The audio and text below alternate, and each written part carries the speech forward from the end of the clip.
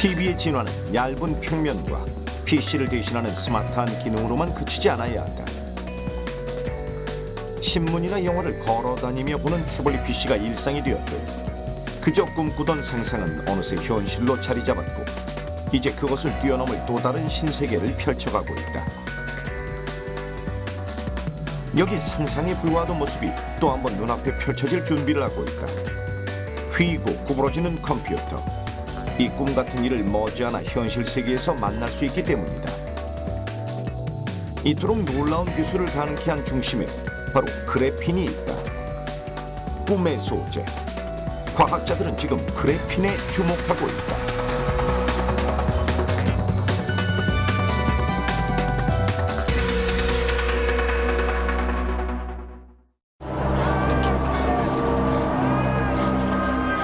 2012년에 상영된 한 공상과학 영화.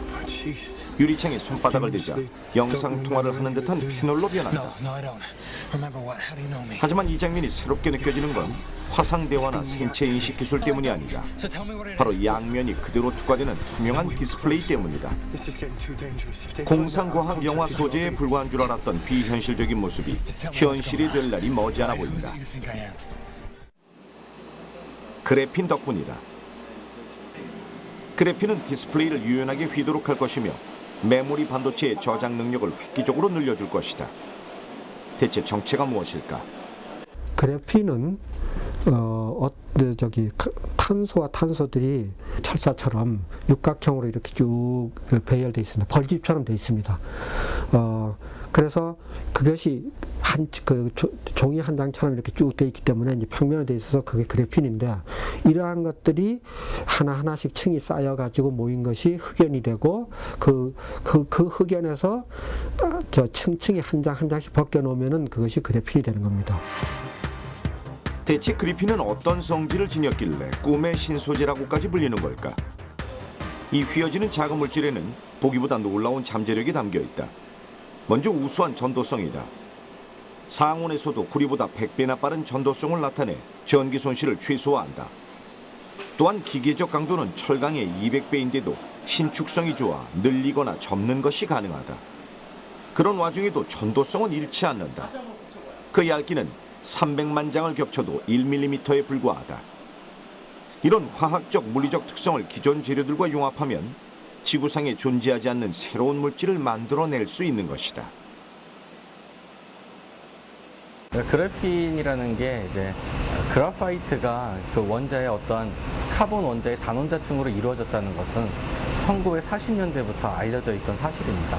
근데 그것들이 이제 실질적으로 실험적으로 그래핀으로 분리한 것은 2004년도에 아주 간단한 테이프를 통해서 그래파이트에서 이제 떼어내는 방법을 이용해서 이제 영국의 가인 그룹에서 최초로 이제 그래핀이라는 것들을 이제 떼어냈고, 그에 대해 이제 물성을 이제 측정했던 것들이 이제 처음에 이제 그래핀을 추출한 거라고 볼 수가 있습니다. 그래핀의 탄생은 아주 우연한 기회를 통해 이루어졌다.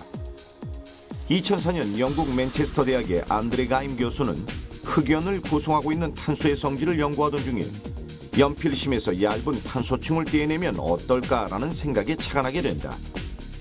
연필심, 즉 흑연에 스카치 테이프를 붙였다 떼내기를 반복하던 안드레 가임은 한 개층으로 구성된 초박리 탄소층을 얻어냈다. 그 상태에서 테크닉을 개선한 결과 마침내 한 층으로 된 탄소를 만났다. 이것이 바로 그래핀이었다. Ordinary carbon graphite, and then you put lots of these thick layers. 첨단 장비를 동원해도 이루지 못했던 결과를 엉뚱하고도 간단한 방법으로 성공한 안드레 가임 교수. 그는 그래핀 발견 업적으로 노벨 물리학상을 거머쥐었다. 어떤 환경에서든 과학자의 집념과 집중은 기대 이상의 성과를 가져올 수 있다는 걸 보여준 좋은 사례라 할 수 있다. 소재 분야에서 흔히 20세기가 실리콘의 시대로 불렸다면 21세기는 탄소의 시대로 대변되고 있다. 물론 탄소로 구성된 연탄이나 숯, 연필심 등이 오래전부터 사용된 것을 떠올려 볼 때 탄소와 21세기 첨단 과학이 과연 어떤 연관이 있을까 싶지만 탄소가 슈퍼원소로 불리는 데는 다 그만한 이유가 있다. 탄소가 여러 가지 얼굴을 지니기 때문이다. 즉, 동소체라는 의미인데, 동소체란 화학적으로 원소는 동일하면서도 원자의 배열을 달리해 모양과 성질이 달라진 경우다. 먼저 육각형 우리로 연결된 탄소들이 켜켜이 쌓여 3차원 구조를 이루는 것이 흑연이다. 흑연에서 탄소 한 층을 방리해내면 이번엔 그래핀이 된다. 이처럼 어떻게 배열하느냐에 따라 구조적 성질이 변하는 것인데, 그래핀의 육각형 구조에는 특별한 비밀이 숨겨져 있다. 단단한 강도다. 그래서 이 그래핀은 결국은 탄소 하나가 육각형 그 닭장 형태의 모양을 하려면은 탄소가 3개의 결합을 그 평면상에서 합니다. 그러면은 그때 이 탄소와 탄소 간의 결합이 공유결합이라는 결합을 하기 때문에 상당히 강합니다. 그래핀을 원통처럼 말면 이번에는 탄소 나노 튜브가 된다. 그래핀과 탄소 나노 튜브는 화학적 성질이 비슷하지만 응용 가능성은 다르다. 탄소 덩어리와 같은 탄소 나노 튜브는 한때 나노 분야에서 가장 촉망받는 소재였지만 형태가 약간만 바뀌어도 정기적 성질을 잃는 등 그 한계가 드러났다. 반면 그래핀은 휘거나 구부려도 전도성이 유지되기에 탄소 나노 튜브의 수요를 대신할 것으로 보인다. 이런 그래핀의 특징은 반도체 산업의 패러다임을 바꿔가고 있다. 그간 반도체를 만드는 데 사용되어 온 실리콘은 늘리거나 구부리면 쉽게 깨지고 전기 전도성까지 잃었다. 그래서 대부분의 전자기기는 이를 보호하기 위해 단단한 케이스가 필요했다. 하지만 그래핀이 발견된 이상 그럴 필요가 없어졌다. 실리콘과 비슷한 수준의 전도성을 띠면서 동시에 변형에도 강한 소재, 그래핀이 등장했기 때문이다. 실리콘을 대체하기에 충분한 것. 또한 LCD와 같은 디스플레이를 만드는 데 쓰였던 산화인듐 주석은 나날이 치솟는 가격이 문제였고 최근 수급마저 불어난 지경이다. 그래핀이 상용화되면 이런 현상도 잠재울 것으로 기대를 모으고 있다. 그래핀이 우리 생활에 들어오면 구체적으로 어떤 일이 벌어질까? 일단 소재 자체가 투명하기에 컴퓨터 모니터나 휴대전화 액정 같은 웬만한 디스플레이들도 투명하게 구현될 것으로 기대된다. 또한 평소엔 편의에 맞게 컴퓨터 등을 구부리거나 접어서 갖고 다니다가 필요할 때 언제든 다시 펴서 사용할 수 있다. 일명 플렉시블 디스플레이다. 좀 더 간편하고 좀 더 세련된 기술. 과학자들은 그래핀의 전망을 멀리 내다보고 있다. 사실 지금 저는 뭐 굉장히 그 응용 가능성이 많다, 굉장히 유망하다. 저는 이제 개인적으로 그렇게 생각합니다. 왜냐하면은 지금 우선적으로 이제 반도체 기술이요 많은 한계에 도달해 있는 것 같습니다. 예를 들어서 이제 반도체를 요새는 미세화해가지고 성능을 향상시키는 게 어려워요. 왜냐하면은 지금 너무나 많이 발전해가지고 그 미세화를 하는데 그 물리적인 그 한계에 도달한 거죠. 과학자들 사이에서 이미 차세대 소재로 지목되어 온 그래핀. 학계는 물론 기업과 정부에서도 앞다퉈 그래핀 상용화에 열을 올리고 있다. 지난 6월 정부는 앞으로 6년간 그래핀 기술 개발에 470억 원을 투자하기로 발표한 바 있다. 현재 그래핀 분야는 전 세계적으로도 상업화 초기 단계로 세계 각국에서 상용화 기술의 조기 확보를 위해 국가 차원의 지원이 이루어지고 있다. 국내에서는 한 대기업과 성균관대학교 연구팀이 30인치에 달하는 그래핀을 세계 최초로 생성해내는 등 현재 다른 나라에 비해 한 발 앞서 있다는 평가를 받고 있다. 최근 몇 년 전까지만 해도 그래핀에 대한 어떠한 그 물성에 대한 연구가 많이 진행되었습니다. 그거를 통해서 이제 그래핀의 어떠한 기존 재료들이 가지고 있지 못했던 우수한 모빌리티라든지 전기적 특성이라든지 방열 특성이라든지 굉장히 우수한 특성들이 발견되었습니다. 이러한 원천 단계를 지나서 기업 입장에서는 이러한 그래핀을 갖고 기존의 재료 갖고는 달성할 수 없고 제품화되지 않았던 것들을 신시장을 창출할 수 있는 가능성을 보고 있기 때문에 굉장히 많은 이제 어떤 상업적인 연구가 진행되어 있고 투자가 이루어지고 있습니다.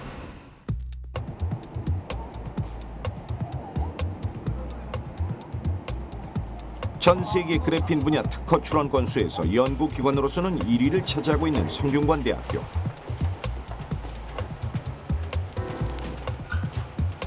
(2005년) 그래핀 연구를 목표로 출범한 나노과학기술원은 30인치 크기의 그래핀 투명 전극 기술로 그래핀 대량 생산에 있어 세계 최고 수준의 평가를 받고 있다. 특히 2012년엔 그래핀 대량 제조에 해당하는 원천 기술을 한 벤처 기술 산업체에 25억 원에 이전하는 등 산업화 성과까지 내고 있다. 그래핀의 응용 분야는 크게 투명 전극과 반도체 소재로 나뉜다. 투명 전극이란 디스플레이 유리 위로 전기가 통하는 얇고 투명한 막을 가리키는 것으로 터치스크린, LCD 화면, 태양전지 등에 사용되는 소재다. 이들이 개발한 그래핀 대량 제조 기술이 바로 그 투명 전극을 생산할 수 있는 원천 기술이었다. 이 밖에도 다양한 특허 기술을 보유해 그래핀 상용화에 앞장서는 연구진들. 전체 25건이 그때 이제 이전이 됐는데요. 그때 이제 주요한 기술이 예를 들어 가지고 이제 그래핀을 이제 화학 증착을 이용해 가지고 화학적 기상 증착을 이용해서 만드는 그 원천 기술이라든지, 그 다음에 그 외에 이제 그래핀을 응용하는 여러 가지, 예를 들어서 뭐 투명 전극이라든지 아니면은 뭐 솔라셀이라든지 여러 가지 응용이 있는데, 그러한 각각의 특허를 합해 가지고 한 25개가 그런 식으로 이전이 됐던 거죠. 디스플레이의 핵심 소재인 투명 전극은 인듐과 그 밖의 물질들로 만들어져 왔다. 하지만 앞서 밝힌 바와 같이 인듐은 전량 수입에 의존하는 데다 고갈 현상까지 나타나면서 가격이 계속 오르고 있어 대체가 시급한 상황이었다. 그래핀이 산업적으로 어떤 위치를 차지할지 짐작이 가는 대목이다. 이게 투명하게 되고, 그리고 그 다음에 구부릴 수 있고, 그러니까 우리가 이제 이런 물질을 예를 들어서 뭐 안경이라든지 아니면은 유리라든지 뭐, 그리고 뭐 이렇게 굽어지는 옷이라든지 이런 데도 뭐 쉽게 그냥 응용할 수 있게 되는 거죠. 그러니까 이게 이제 미래 환경에 상당히 그 유망한 소재가 아닌가 이렇게 생각됩니다. 과학자들의 활발한 연구가 진행되는 와중에 유원종 교수 또한 그래핀 상용화의 불씨를 앞당겼다. 그래핀을 통한 2차원 메모리 반도체를 개발한 것이다. 그래핀은 원자 구조가 평면인 대표적인 2차원 물질인데, 원자 구조가 평면이라는 얘기는 원자를 한 층 한 층 떼내기가 용이하다는 것을 뜻한다. 2차원 물질은 상당히 한정적인 데다 입체적인 3차원 물질에서는 이런 일이 불가능하기에 희소 가치가 높다. 유원종 교수팀은 여러 물질들을 그래핀에 쌓아 오직 2차원 물질로만 구성된 메모리 반도체를 개발했다. 이는 실리콘을 기반으로 만들었던 기존의 메모리 소재와는 구조적으로 다른 것. 그렇다면 2차원으로 이루어진 메모리 반도체는 어떤 장점이 있을까? 2차원 물질을 쓰게 된다고 하면은 반도체에서 대표적으로 이제 문제가 되는 게 쇼 채널, 영어로는 쇼 채널 이펙트라는 게 있습니다. 그게 뭐 우리말로는 뭐 단채널 효과라고 하는 건데요. 이게 2차원 물질을 쓰면 전혀 없습니다. 그 쇼 채널 이펙트 때문에 사실은 지금 반도체 미세화하는데 결정적인 장애가 되거든요. 그 문제가 없어요. 2차원 물질을 쓰. 왜냐하면은 이게 그 단층이기 때문에. 이거는 쇼 채널 이펙트라는 거는 부피가 있을 때 생겨나는 문제거든요. 2차원 물질의 메모리를 만들기 위해선 먼저 2차원 소자를 만들어야 한다. 연구팀은 그래핀 위에 황화 몰리브덴과 질화 붕소를 원자 두께 수준으로 쌓아 올리는 방식을 택했다. 이런 2차원 물질은 평면적으로는 매우 강한 결합을 이루지만 수직 방향으로는 아무리 쌓아도 쉽게 뜯어지며 결합을 갖지 않는 구조라는 점을 이용한 것이다. 쉽게 뜯어지면 그만큼 반도체를 미세화시키는 기술이 가능해진다. 최근 실리콘 반도체의 미세화 기술이 한계에 부딪혔던 만큼 2차원 반도체는 더더욱 주목받는 미래 신기술이 될 것이다. 그렇다면 왜 황화 몰리브덴과 질화 궁소였을까? 전류를 흐르게 했다가도 흐르지 않게 조절하는 반도체의 특성을 살리기 위해서다. 황화 몰리브덴은 전도성을 갖고 질화 궁소는 전류가 통하지 않는 절연 물질인 것이다.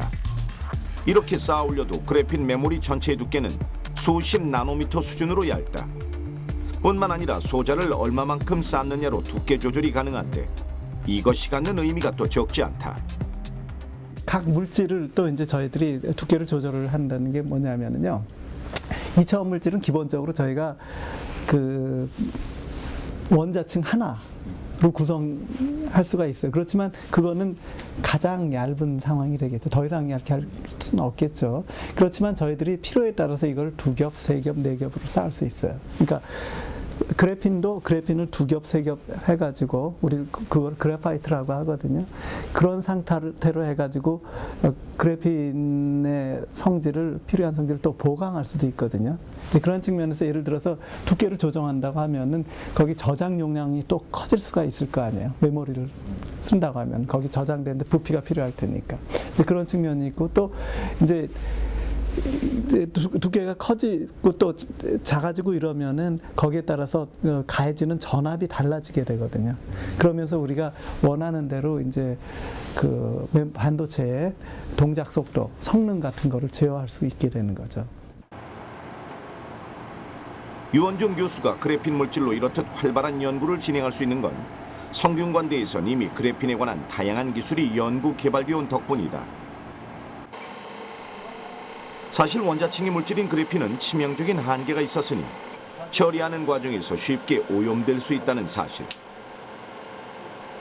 특히 산소와 같은 반응성 이온들에 의해 그래핀의 결정 구조가 손상될 위험이 높았다. 하지만 성균관대 나노과학기술원에선 이것을 플라즈마라는 방법을 이용해 그래핀을 깨끗하게 정화하는 기술을 개발했다. 플라즈마는 기체도 액체도 고체도 아닌 상태다. 쉽게 말해 전기를 띤 기체. 하지만 그뿐만이 아니었다. 플라즈마는 가스이기 때문에 큰 면적에 우리가 그 공정을 해나갈 수가 있어요. 그러니까 나중에 우리가 이제 반도체 소자를 만든다 그러면은 크게 이제 만들고 거기서 이제 대량 생산을 해야 되잖아요. 그런데 이제 굉장히 유리하고 또 이제 플라즈마를 쓰게 되면은 이제 낮은 온도에서도 왜냐하면 플라즈마 자체가 에너지를 가지고 있기 때문에 막 고온으로 하지 않아도 돼요. 그런 건 굉장히 유리한 점이 있습니다. 영국 BBC 보도자료에 발표된 국내 성균관대학교의 그래핀 관련 특허 출원 건수는 130여 건이다. 세계 유수의 대학과 비교해도 앞서 있는 상황. 이런 노력들이 실제 우리 생활에 어떻게 자리 잡을 수 있을지 귀추가 주목된다. 고성능 반도체는 대량의 정보를 처리하고 저장할 수 있는 고집적 회로 구현이 필수적이다. 같은 선상에서 볼 때 휘어지는 반도체를 구현하려면 회로들 또한 유연하게 휘어져야 한다는 계산이 나온다. 지금까지 플렉시블 디스플레이에 필요한 유연 소재들을 개발하는 연구는 활발히 진행되어 왔지만 부드럽고 연한 반도체 회로를 만들지는 못했다. 그런데 카이스트 이건재 교수팀이 한계를 깼다. 실리콘 기판에 고집적 회로를 만든 다음 100나노미터 두께의 아주 얇은 실리콘 회로층만 뜯어낸 뒤 이를 휘어지는 플라스틱 기판에 옮겨 구부릴 수 있는 반도체 회로를 만든 것이다. 상용화에 다가선 기술은 이뿐이 아니다. 스마트 윈도우 기술도 그중 하나. 스마트 윈도우란 커튼을 열고 닫을 필요 없이 창문 자체에서 일조량을 조절하거나 창문을 디스플레이처럼 쓸 수 있는 것이다.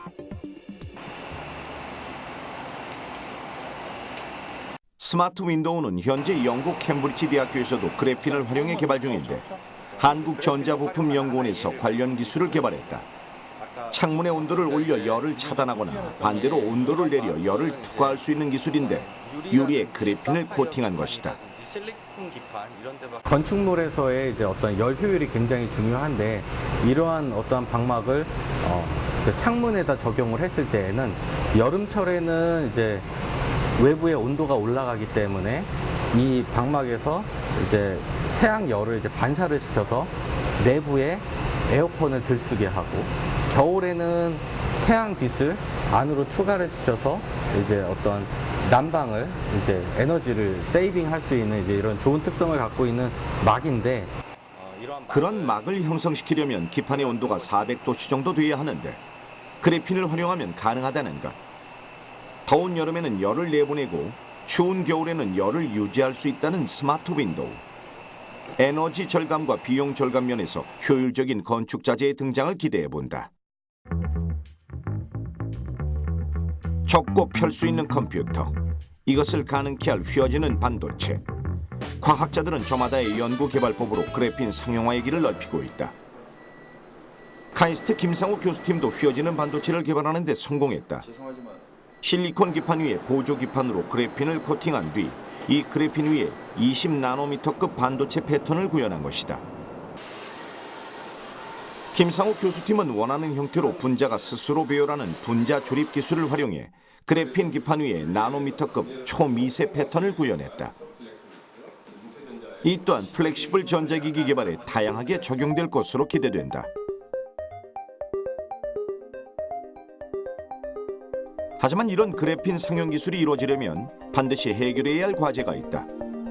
기술을 마음껏 펼칠 수 있도록 충분한 그래핀이 확보되어야 하는 것. 대량 생산 기술이 필요한 것이다.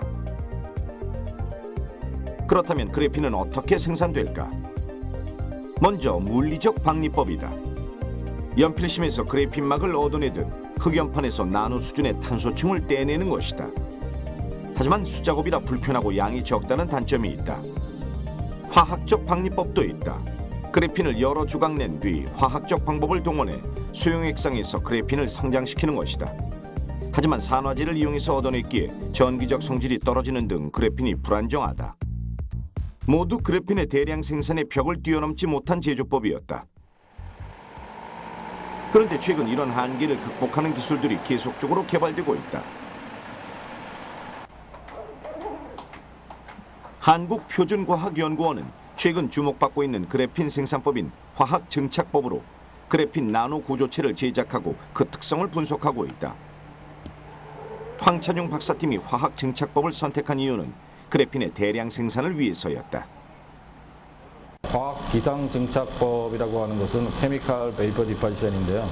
그거는 이제 가스하고 기판과의 반응을 통해서 그 원하고자 하는 방막을 만드는 그런 방법을 얘기합니다. 그래서 사실은 그래핀 같은 경우에는 금속 기판을 이제 뜨겁게 한 다음에 탄화수소 가스를 갖다 이제 흘리게 되면 그 탄화수소 가스가 그 금속 기판하고 반응을 해서 하이드로전이 날아가고 수소가 날아가고 그 카본이 남아서 걔네들이 이제 같이 모여서 그 그래핀을 만들게 되고요. 그래서 이제 그런 식으로 이제 그래핀을 만들게 되죠.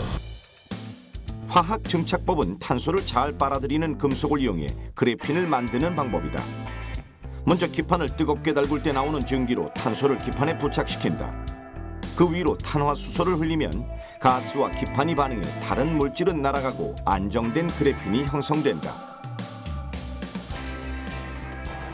연구팀은 이렇게 얻어진 그래핀을 성장시켜서 폭 5.8나노미터, 길이 수십 나노미터에 달하는 그래핀 구조물을 발견했다. 그런데 이 그래핀을 현미경으로 자세히 관찰하자 일정한 폭의 주름도 발견됐다. 우리가 보통 지금 그래핀을 만들 때 굉장히 고온 공정을 거치는데 그 고온 공정에서 이제 식히는 순간 구리 기판 같은 경우는 수축을 하게 되는데 그래핀은 약간 늘어나는 그런 성향이 있기 때문에 걔네들이 이제 주름을 형성하게 되죠. 황 박사는 무엇보다도 그래핀이 실리콘의 대체 물질로 주목받고 있지만 실리콘과는 전혀 다른 성질인 만큼 발상의 전환이 필요하다고 충고한다. 실리콘을 연구하던 틀에서 벗어나 그래핀만을 위한 완전하고도 새로운 개념을 도입하는 자세가 필요하다는 것. 황찬용 박사가 활용 중인 화학 증착 생산법은 저렴하면서도 고품질의 그래핀을 얻는다는 장점이 있다. 그 밖에 또 어떤 장점이 있을까? 우리가 이제 3차원 형상 위에다 어떤 방막을 갖다가 성장을 하려면 우리가 그 뭐 쉽게 얘기하는 분자선 에피택시 방법이나 스퍼터 방법 같은 것들은 이 플레인한 형태의 방방을 만들기는 좋지만 어떤 굴곡이 있는 이런 요철이 있는 시료를 갖다가 그 위에 코팅하기는 굉장히 힘들거든요. 근데 이거는 가스가 움직이는 거기 때문에 가스가 기판하고 작용하는 거기 때문에 3차원적으로 어떤 물체가 있더라도 그 위를 유니폼하게 덮을 수 있는 그런 장점들이 있죠. 그래서 사실은 CBD의 장점은 이제 그런 겁니다. 증착법으로 얻어진 그래핀은 순수한 그래핀만 얻기 위해 그래핀을 분리한 뒤 다른 기판으로 다시 옮겨가야 한다.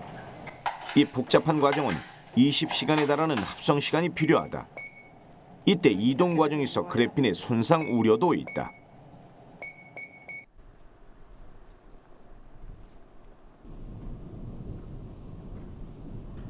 포항공과대학 김무환 교수와 인천대 안호선 교수 등으로 이루어진 연구팀 또한 그래핀을 생산하는 길을 마련했다. 그래핀 용액을 끓여 이때 생기는 기포를 이용하는 단순한 방법이었다. 시간도 10분으로 획기적으로 줄였다. 화학 증착법의 단점을 보완한 것이다. 이를 핵 비등 방법이라고 하는데 과연 핵 비등 방법은 무엇일까? 핵비등 방법이란 뭐 특이한 건 아니고요. 그 집에서 이제 라면을 끓이시려면 이제 냄비에다 넣고 물을 끓이시잖아요. 그럼 거기서 이제 기포가 막 올라옵니다. 그 기포가 올라오는 그런 현상을 핵비등 현상이라 그러고요. 그러니까 그런 기포가 올라오는 현상을 이용해서 저희가 그래핀을 3차원 구조로 만들어서 저희들이 핵비등 방법이다 이렇게 이야기를 하는 겁니다. 까지 유경련 넣어서 테스트 일단 애그리게이션이 생기면 안 되니까 테스트 해보고 그다음에 한 거예요. 그래핀을 끓일 때 생기는 기포를 활용해 그래핀을 3차원 구조로 바꿨다는 연구팀. 그렇다면 기포는 어떤 역할을 한 것일까? 근데 저희들 생각대로 이제 그 열전달 특성도 아주 좋은 그런 표면이 만들어졌지만 그 기포가 아주 중요한 역할을 해서 하나의 그 금속 그 다공성 물질 같은 그런 성질을 만들어 가지고 그 기포 주위에 이 그래핀 입자가 이렇게 모여 있고요. 이게 이제 기포가 커지면서 위로 탈출하면서 그 그래핀은 그 자리에 그대로 남아서 3차원 구조를 이루기 때문에 굉장히 손쉽게 저희들이 그래핀 구조를 만들고 또 그 기포의 크기를 조절함으로써 그 3차원 나노 구조의 크기를 입자의 크기를 조절을 아주 쉽게 할 수 있고. 그래핀이 3차원 구조를 지니면 어떤 점이 좋을까? 우선은 전기적 특성과 열 특성이다. 연구팀이 금으로 만들어진 태양전지 전극에 금 대신 3차원 구조의 그래핀으로 테스트한 결과 손색이 없었다는 것. 오히려 가격이 금에 비교해 수만 분의 1에 해당될 만큼 저렴하기 때문에 대량 생산에도 도움이 될 것으로 기대한다고. 그런데 한 가지 흥미로운 점이 있다. 연구팀은 본래 그래핀 소재와 상관없이 열 전달에 대해 연구하던 중에 우연히 3차원 그래핀을 발견했다. 그래핀이 열 전도율이 높다는 사실을 안 뒤 막연한 기대를 품고 시도한 것이다. 그 뒤 관련 학과를 전전하며 자문을 구하고 계속해서 실험을 진행하다가 마침내 그래핀 용액을 끓이는 방법으로 3차원 구조의 그래핀을 발견했다. 더불어 생각지 못한 대량 생산의 방법까지 얻게 됐다. 이거는 생각해 보시면 간단합니다. 이거 보시죠. 이거 보시면 아시겠지만 지금 화학 쪽에서는 이게 굉장히 큰 스케일이에요. 이게 이제 가로로는 세로로는 1.5cm고 세로로는 5cm가 넘는데 이게 굉장히 큰 스케일이거든요. 화학 쪽에서는 원래 그래핀 하나의 크기가 1 마이크로미터니까 지금 이거는 뭐 10만 배가 넘는 거죠. 근데 이게 이제 저희가 전기를 가해서 했지 않습니까? 금속 포일에다가. 그래서 열을 줘서 한 건데 열만 줄 수 있으면 이보다 훨씬 큰 이렇게 이제 큰 A4 용지에다가도 이런 걸 만들 수가 있는 거죠. 처음 그래핀을 발견한 영국의 안드레 가임이 그랬듯 놀라운 발견은 전혀 놀랍지 않은 작은 시도에서 출발한다는 점을 우리 과학자들도 직접 실천해 보인 셈이다.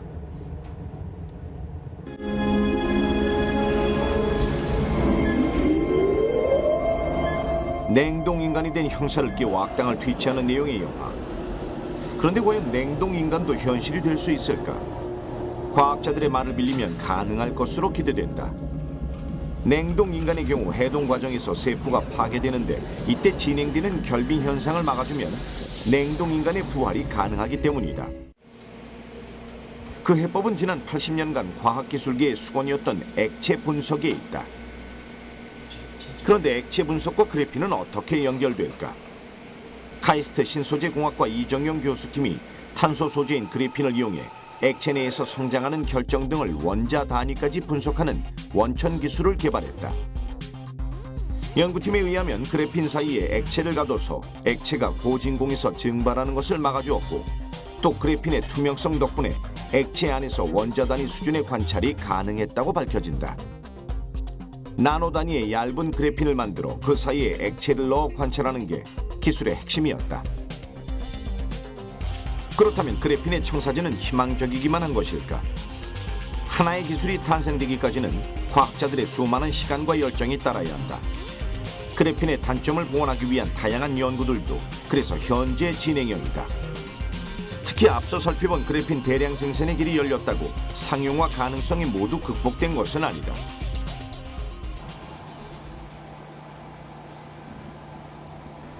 한국표준과학연구원 이승미 박사. 이승미 박사는 화학 증착법을 이용해 만들어진 그래핀 조각들을 합성할 때 오차를 줄이는 데 집중했다. 그래핀 조각의 경계면은 1나노미터로 미세한데 조각의 전체 크기는 수십에서 수백 마이크로미터에 이르기 때문에 이를 동시에 측정할 수 없었던 것. 나무만 보이고 숲을 보기는 힘든 형국이었고 그만큼 그래핀 합성에도 어려움이 따랐다. 연구팀은 이런 문제점을 해결하기 위해 전산모사를 활용했다. 전산모사란 컴퓨터를 이용해서 실험으로 구현하기 어렵거나 비용이 너무 많이 들거나 대신에 시간이 너무 오래 걸리거나 하는 일들을 컴퓨터 안에서 버추얼하게 이제 알아보는 그런 연구라고 할 수 있습니다. 그래서 이 방법은 사실 나노 스케일 내지는 피코세컨드 정도의 이제 피코초 나노미터 정도의 크기니까 굉장히 작고 빠른 시간에 일어나는 일들을 기술하기에 적합한 방법이고요. 아시다시피 그래핀도 사실 나노 스케일의 물질이기 때문에 굉장히 잘 적용된 사례라고 볼 수 있겠습니다. 연구팀은 구리기판에 놓인 그래핀 조각들을 자외선에 노출시키는 방법으로 경계면과 맞닿은 구리기판을 동시에 산화시켰다. 이때 산화된 구리기판의 크기로 그래핀의 전체 분포를 가늠하는 것이다. 게다가 구리기판은 일반적인 과학 현미경으로도 볼 수 있어서 과학자들이 쉽게 그래핀을 관찰할 수 있는 방법도 생긴 것이다. 이승미 박사는 전산모사 방법을 통해 반도체 표면에서의 반응이나 탄소 나노 구조에 대한 계산 등을 컴퓨터 데이터로 뒷받침했고 그로 인한 성과도 가늠했다.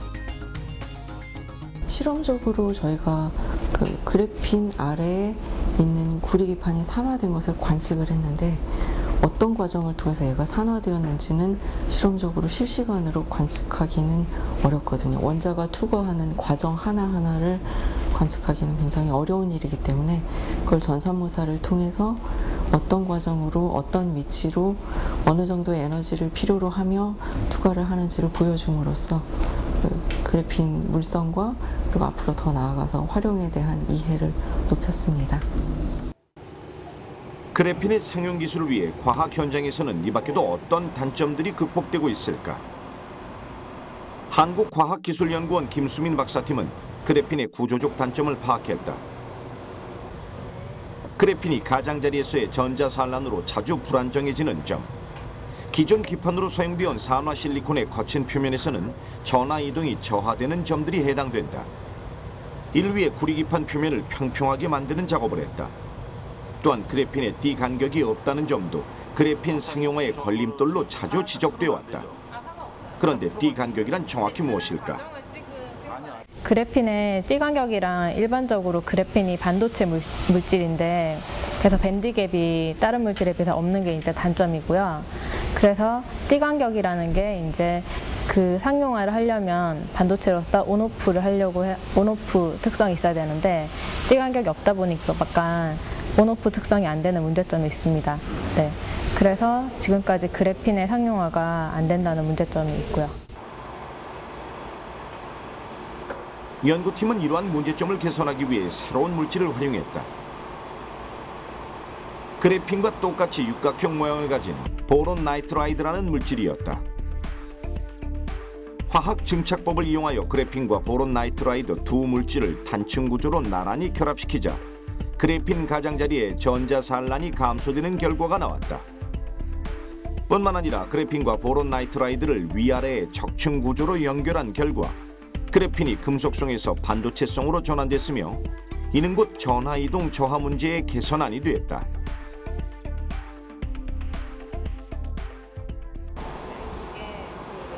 김수민 박사는 그래핀 연구에 대해 누구보다 많은 열정을 갖고 있다. 저는 이제 소재를 담당해서 새로운 기술을 이제 하는 원천 기술이나 이것을 이용해서 어떻게 대면적화나 상용을 할 것인가에 대해서 연구를 하고 있고요. 그런 거에 있어서 아직 그래핀을 이용해서 상용하는 거에 있어서는 좀 문제점이 아직은 많이 있습니다. 예. 그런데 이제 그런 거를 위해서는 지금 저희 센터가 많이 연구를 하고 있고요. 그런 거에서도 이제 곧 좋은 결과가 나올 거라고 생각합니다. 과학자들은 그래핀을 환경 분야에도 적용하고 있다. 하천을 오염시키는 주범인 비소. 비소는 대표적인 발암물질이자 환경 독소로 알려져 있는데 대만, 방글라데시 등의 비소 오염도가 높은 국가에서는 사망 사고가 빈번할 정도로 위험성이 높은 독성 물질이다. 포항공대 김광수 교수팀은 자철석의 산화 그래핀을 활용해 수중의 비소 농도를 무려 10억분의 1 미만으로 줄였다. 먼저 자철석은 천연자석이라 불리는 물질로 그 크기에 따라 성질이 달라진다. 자철석 입자가 10나노미터 이하가 되면 특이하게도 매우 강력한 자성을 띠는 것. 그런데 이것을 가능케 하는 것이 그래핀이다. 그래핀이 자철석 덩어리를 나노미터 수준으로 하나씩 떼어놓기 때문이다. 결과적으로 아주 작은 여러 개의 형태로 쪼개진 자철석은 덩어리로 존재할 때보다 넓은 표면적을 갖게 되므로 그만큼 많은 양의 비소를 잡아당길 수 있게 된다. 자철석과 산화 그래핀 화합물을 물에 분사한 뒤 물 밖에 자석을 갖다 대면 화합물에 흡착된 비소가 끌려오는 것이다.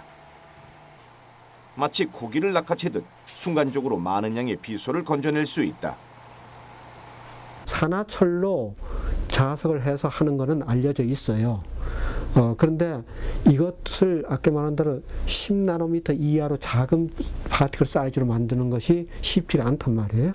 그것을 그래핀에다 하니까 아예 이게 슈퍼파라마그네티즘이 돼갖고 강하게 물에 붙기 때문에 자석에 붙기 때문에 물 속에서도 그냥 싹 건져낼 수 있는 아주 강력한 게 되죠. 그래서 비소가 뭐 한 10억분의 1 정도의 농도로 깨끗해지는 거죠. 산화 그래핀 필름을 이용해 안정성을 높이고 비소 흡착 면적을 증대시켰다는 점에서 눈여겨볼 만한 연구 성과다. 그런데 모두가 반도체나 디스플레이 소재로서의 그래핀에 집중할 때 김광수 교수는 어떻게 환경과 접목할 생각을 했을까?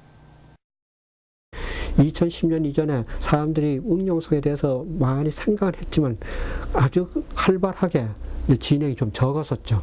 그런데 이제 우리가 그때 초창기부터 일을 했었기 때문에 그래핀을 가지고 그 환경 쪽에다 응용하는 것도 한번 흥미가 있어서 그렇게 해봤고, 그래서 그것이 상당히 큰 반응을 일으켰고 거의 그런 분야에서는 처음으로 됐다고 생각할 수 있겠죠.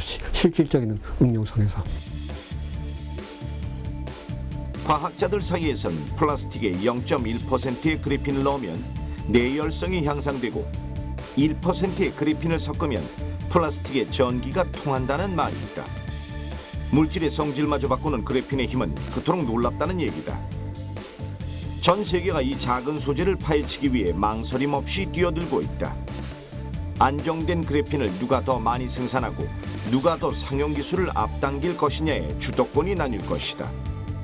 분명한 것은 한국 과학자들의 열정이라면 꿈의 신소재를 현실에서 만날 날이 머지 않았을 것이라는 기대감이다.